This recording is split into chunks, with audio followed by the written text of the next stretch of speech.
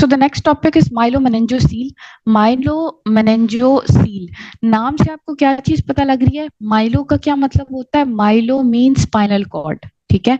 Milo means spinal cord, ठीक है। मेनिंजो means जो आपकी मेनिंजीज है, ठीक है।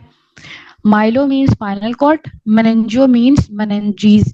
जिसमें स्पाइनल कॉर्ड और मेनिंजीज दोनों इन्वॉल्व होंगी वो हमारे पास क्या होगा? That is myelomeningocele. अब जो माइलोमेनिंजोसील है ये most common neural tube defects होता है। इसके अंदर जो पोस्टीरियर न्यूरल ट्यूब है वो क्लोज नहीं होगी। अब हमने क्या कहा था कि अगर पोस्टीरियर डिफेक्ट होगा तो क्या चीज इन्वॉल्व होगी? स्पाइनल कॉर्ड और मेनिंजीज, ठीक है। सो इसमें क्या है कि पोस्टीरियर न्यूरल ट्यूब अगर क्लोज नहीं हुई, इनकम्प्लीट क्लियर हुआ है, तो उसकी वजह से आपके पेशेंट को माइलोमेनिंजोसील हो सकता है, ठीक है। सो इसके अंदर ये बेसिकली वही सेम स्टेप्स हैं जो हमने पहले ही डिस्कस किए थे। सो इसके अंदर ये न्यूरल प्लेट है, न्यूरल प्लेट के अंदर डिप बनेगा, ये जो न्यूरल फोर्स बने हैं ये आपस में कंबाइन होंगे, आपस में जब ये फ्यूज होंगे तो आपके पेशेंट्स के अंदर न्यूरल ट्यूब बन जाएगी। सो ये न्यूरल ट्यूब बन गई हुई है। अब इसके अंदर ये इसका रोस्ट्रल पार्ट है और ये कॉर्डल पार्ट है, ठीक है। तो इसमें जब आपका एक पार्ट क्लोज नहीं होगा पोस्टीरियर पार्ट, तो फिर आपके पेशेंट के अंदर क्या हो जाएगा? माइलोमेनिंजोसील डेवलप हो जाएगा, या स्पाइनल कॉर्ड का डिफेक्ट भी हो सकता है। अब इसमें क्या होगा कि स्पाइनल कॉर्ड के अंदर डिफेक्ट है ना, तो बेसिकली होगा क्या कि आपके पेशेंट के अंदर जो न्यूरल टिश्यू है वो प्रोट्रूड करेगा, ठीक है। वर्टिब्रा के अंदर डिफेक्ट होगा और वहां से जो स्पाइनल कॉर्ड है वो बाहर निकल रही होगी, न्यूरल टिश्यू निकल रहा होगा। जब वो बाहर निकल रहा होगा तो इसका मतलब ये है कि ये क्या होगा? ओपन डिफेक्ट होगा कि क्लोज होगा? एनी वन ऑफ यू, ये ओपन होगा या क्लोज होगा? वर्टिब्रा में डिफेक्ट है, वहां से न्यूरल ट्यूब बाहर निकला हुआ है, ओपन डिफेक्ट है कि क्लोज है? ओपन क्लोज का कॉन्सेप्ट तो समझ आ गया ना, जो चीज बाहर निकली हुई आपको नजर आ रही है आंखों से, ऊपर स्किन नहीं है, ठीक है। तो ये क्या हो गया? ओपन डिफेक्ट, शाबाश। अब इसकी अगर हम इटियोलॉजी की बात करें कि ये किस वजह से आपके पेशेंट्स के अंदर डेवलप हो रहा है, तो ये भी मल्टीफैक्टोरल होता है।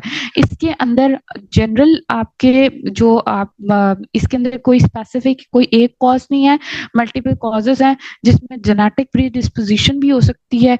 जेनेटिक्स से जनरल पॉपुलेशन में बहुत कम रिस्क होता है इसका। अगर एक बच्चा पहले से अफेक्टेड है, अगर एक बच्चे को ऑलरेडी न्यूरल ट्यूब डिफेक्ट है, तो उस दूसरे चाइल्ड के अंदर 3 to 4% रिस्क होता है न्यूरल ट्यूब डेवलप होने का, रिस्क डेवलप होने का। अगर 2 बच्चों में ऑलरेडी न्यूरल ट्यूब डिफेक्ट है तो अगले बच्चे के अंदर 10% रिस्क होता है, ठीक है, इसके अंदर डेवलप होने का। ये विद चाइल्ड है कि अगर किसी एक बच्चे को है, 2 को है, ये जब आप हिस्ट्री लेते हो तो आपको आइडिया हो जाता है। तो ये अब आपने याद रखना, दिस इज हिस्ट्री पॉइंट, बहुत इंपॉर्टेंट, कि अगर कोई पेशेंट आपके पास न्यूरल ट्यूब डिफेक्ट आ रहा है, उनसे आपने पूछना है कि आपके पहले वाले बच्चों को है या आपके कितने बच्चे हैं जो बाकी बच्चे हैं उनके अंदर भी ये सेम मसला है या कोई इस तरह का मसला है। So you have to rule out कि आपके पेशेंट को न्यूरल ट्यूब डिफेक्ट्स हैं या नहीं है। अब इसके अंदर जो है ये चीज आ गई। अब दूसरी बात इसमें, क्योंकि ये चीजें ना फैमिलीज में भी रन कर रही होती हैं, कुछ आपका थोड़ा बहुत जेनेटिक फैक्टर भी होता है, उसके अलावा न्यूट्रिशनल और इन्वायरमेंटल फैक्टर्स आ जाते हैं जो कि इसमें रोल प्ले करते हैं। सबसे हमारे पास इंपॉर्टेंट फोलेट आ जाता है। अच्छा, फोलेट का काम क्या है? हम बार बार क्यों कह रहे हैं कि फोलेट लिंक करता है न्यूरल ट्यूब डिफेक्ट से? फोलेट का बहुत इंपॉर्टेंट रोल होता है, उसकी मेटाबॉलिक पाथवे हम डिस्कस कर लेते हैं, that will also help you in exam. कि फोलेट जब पेशेंट लेती है, फोलेट के इनटेक की वजह से, फोलेट क्या है? फोलेट बेसिकली ये कोएंजाइम है, ठीक है। ये कोएंजाइम हेल्प करता है डीएनए के सिंथेसिस में। तो जो भी आपका डीएनए बन रहा है वो कहाँ से बन रहा है? वो आपका इसकी वजह से बन रहा है, फोलेट की वजह से बन रहा है। DNA synthesis, purine synthesis, amino acid की इंटर कन्वर्जन, जो होमोसिस्टीन मिथ्योनिन में कन्वर्ट हो रहा है, होमोसिस्टीन मिथ्योनिन में कन्वर्ट हो रहा है, उसके अंदर भी आपके पेशेंट्स के अंदर किसका रोल प्ले होता है? फोलेट का होता है। तो फोलेट कोएंजाइम जो है वो आपका डीएनए सिंथेसिस करेगा, प्यूरिन का सिंथेसिस करेगा और अमाइनो एसिड की कन्वर्जन करवाता है, होमोसिस्टीन को कन्वर्ट करता है मिथ्योनिन के अंदर। This is also an MCQ point कि फोलेट जो है वो आपका होमोसिस्टीन को मिथ्योनिन में कन्वर्ट करता है। इसमें पैथोलॉजिकल वेरिएंट होते हैं, जीन्स होते हैं जो एनकोड करते हैं एंजाइम्स को जो कि इसके अंदर रोल प्ले कर रहा होता है। तो इसके अंदर कोई भी पैथोलॉजी होगी तो आपके पेशेंट को मेनिंजोसील डेवलप हो सकता है, माइलोमेनिंजोसील। तो इसमें जो एंजाइम होता है जो इसको इंक्लूड करता है उस एंजाइम को हम क्या कहते हैं, MTHFR, ये इसकी शॉर्ट फॉर्म है। मैं आपको इसकी फुल फॉर्म बता देती हूँ। This is 5,10 methylene tetrahydrofolate. ये मैं सुनूंगी आप लोगों से, टेट्राहाइड्रोफोलेट रिडक्टेज, कल के सेशन में ये वर्ड मैंने आप लोगों से लास्ट में पूछना है, ठीक है।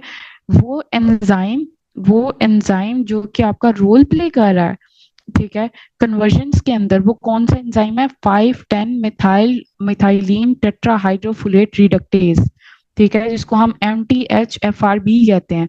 उसके अलावा सिस्टाथाइन बीटा सिंथेज होता है और मिथ्योनिन सिंथेज भी होता है। तो ये जो आपका फोलेट वाला एंजाइम है ये हमारे लिए इम्पोर्टेंट है क्योंकि इसने ही DNA का सिंथेसिस करवाना है और अमाइनो एसिड्स की कन्वर्जन करनी है। इसमें प्रॉब्लम होगी तो आपके पेशेंट को न्यूरल ट्यूब डिफेक्ट हो जाएगा।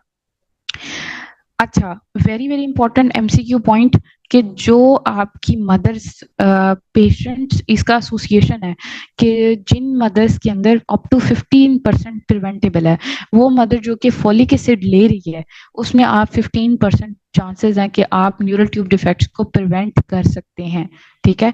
इसकी प्रिवेंशन आ जाती है। आगे हम इसकी प्रिवेंशन डिस्कस कर लेते हैं। प्रिवेंशन स्ट्रेटजीज क्या होती हैं, डोज बहुत इंपॉर्टेंट है, आपने याद रखनी है। मदर जो कि प्री कंसेप्शन यूज के लिए जो कि प्लान कर रही है प्रेगनेंसी, उसके अंदर फोलिक एसिड के, अच्छा, जब आप फोलिक एसिड देते हो उन मदर्स को तो एटलीस्ट 50% रिस्क जो है वो कम हो जाता है। अगर एक मदर प्रेगनेंसी प्लान करने से पहले फोलिक एसिड स्टार्ट करती है तो न्यूरल ट्यूब डिफेक्ट का रिस्क एटलीस्ट 50% कम हो जाता है।